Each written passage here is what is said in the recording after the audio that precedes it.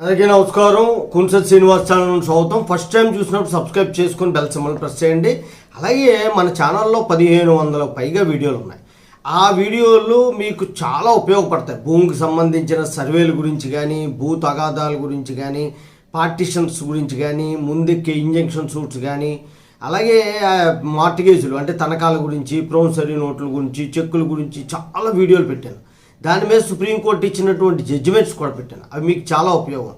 ఈరోజు ముఖ్యాంశం ఏంటంటే, రాహుల్ గాంధీ ఎన్నిక చెల్లదు, ఎందుకంటే అతను భారతీయ పౌరుడు కాదు, బ్రిటిష్ పౌరుడు అని చెప్పి ఒక కేసు పెట్టారు. అలాంటిది మన భారతీయ రాజ్యాంగంలోని ఆర్టికల్ 84 క్లాజ్ ఏ ప్రకారం అతను పూర్తిగా భారతీయుడై ఉండాలా, అప్పుడే ఎంపీగా పోటీ చేయడానికి అర్హుడు అని చెప్పేసి కాన్స్టిట్యూషన్లో ఉంది. ఎప్పుడైతే బ్రిటిష్ పౌరుడు అన్నారో దాని ప్రకారం విచారణ చేపట్టాల.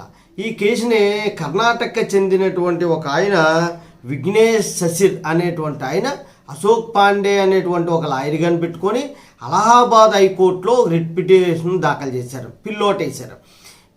పిల్లు వేసిన తర్వాత దాని మీద విచారణ చేశారు. ఎందుకంటే ఇతను ఇండియన్ సిటిజన్ కాదు, బ్రిటిష్ సిటిజన్ అని చెప్పి దాని మీద విచారణ జరిపినటువంటి ధర్మాసనం జడ్జెస్ పేర్లు కూడా చెప్తాను. జస్టిస్ సిస్టన్ రాజన్ రాయ్ ఒక ఆయన, తర్వాత ఓంప్రకాష్ శుక్లా గారితో కూడినటువంటి ధర్మాసనం విచారణ చేసింది. విచారణ చేసినప్పుడు వాదించడానికి పిటిషనర్ గారికి టైం కూడా ఇచ్చింది. 90 నిమిషాలు వాదన చేశాడు అతను. వాదన చేసిన తర్వాత బాగానే ఉంది మీ వాదన, మీ జడ్జిమెంట్ని రిజర్వ్ చేస్తున్నాం అని కూడా చెప్పారు.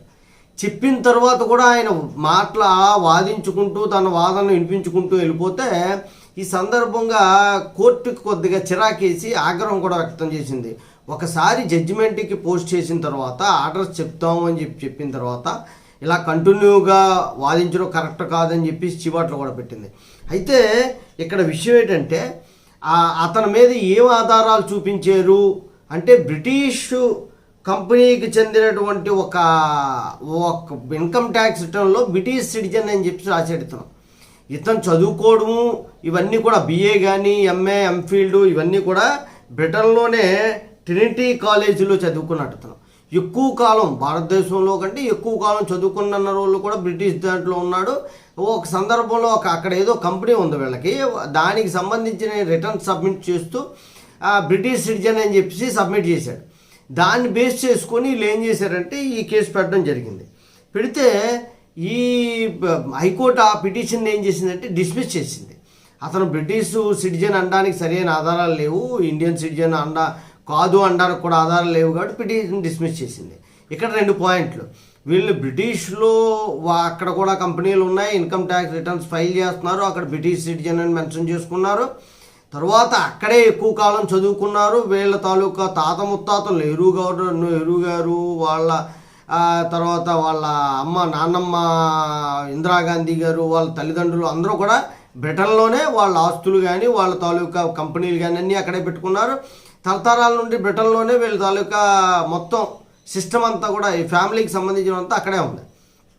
వాళ్ళు ఏం చేశారు, అందుకే అనుమానం అనమాట, వీళ్ళు ఇండియన్ పౌరులా బ్రిటిష్ పౌరులా అని చెప్పి.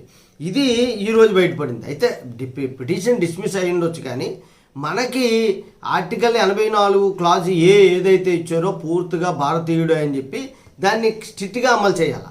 ఎందుకంటే తల్లిదండ్రులు తాత ముత్తాతలు కూడా ప్యూర్ ఇండియన్స్ అయి ఉండాలి, ఈ సంకరజాతి అయి ఉండకూడదు. అలాంటి వాళ్ళకే భారతదేశం మీద ఎక్కువ ప్రేమాభిమానం ఉంటాయి. జీన్స్ DNA టెస్ట్ కూడా చేసి వాళ్ళ ప్యూర్ ఇండియన్ భావాలు కలిగి ఉన్నాయనుకుంటేనే వాడు ఎంపీగా పోటీ చేయాలని సిస్టమ్ని కూడా చట్టంలో తీసుకురావాలి. లేకపోతే ఎవడబడితే ఆడు వచ్చి ఎక్కడి నుండో వచ్చి వీళ్ళ తాత ముత్తాతల దగ్గర నుండి 100 సంవత్సరాల క్రితం నుండి బ్రిటన్లో సెటిల్ అయ్యి ఇక్కడ రాజ్యార్కం చేయడం అనేది కరెక్ట్ కాదని నా ఉద్దేశం. ఒక్కొక్కరు అభిప్రాయం ఉంటుంది. నాకు పార్టీల గురించి సంబంధం లేదు. పార్టీలు మాత్రం మనకి మన ఛానల్కి పొలవద్దు. కామెంట్ పెట్టండి, నేను సమాధానం చెప్తాను దానికి అవసరం అయితే, కానీ లీగల్గా పెట్టండి. లీగల్గా పెట్టేటువంటి దమ్మున్నోళ్ళే లీగల్గా పెట్టాలి. ఊరికి నేను నోటి మాటను కామెంట్ చేయడం కాదు. జై హింద్, భారత మాతాకి జై.